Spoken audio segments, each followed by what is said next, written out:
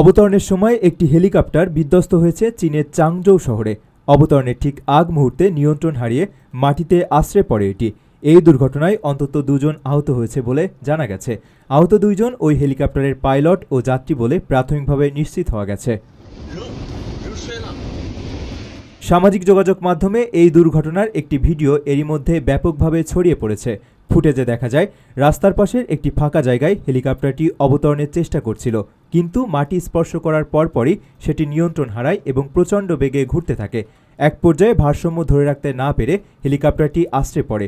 প্রচণ্ড এই ঘূর্ণনের কারণে পাইলট ও যাত্রীকে মারাত্মকভাবে ছিটকে পড়তে দেখা যায়।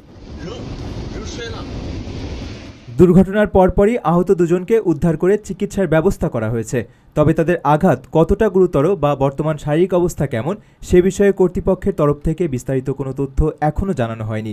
কী কারণে এই দুর্ঘটনা ঘটল, যান্ত্রিক কোনো ত্রুটি নাকি পাইলটের নিয়ন্ত্রণহীনতা এর জন্য দায়ী তা নিয়ে সংশ্লিষ্ট কর্তৃপক্ষ তদন্ত শুরু করেছে।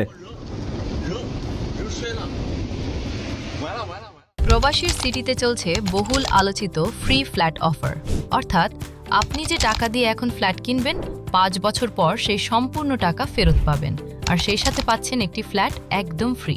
অফারটি সীমিত সময়ের জন্য, তাই দ্রুত যোগাযোগ করুন স্ক্রিনে দেওয়া নাম্বারে।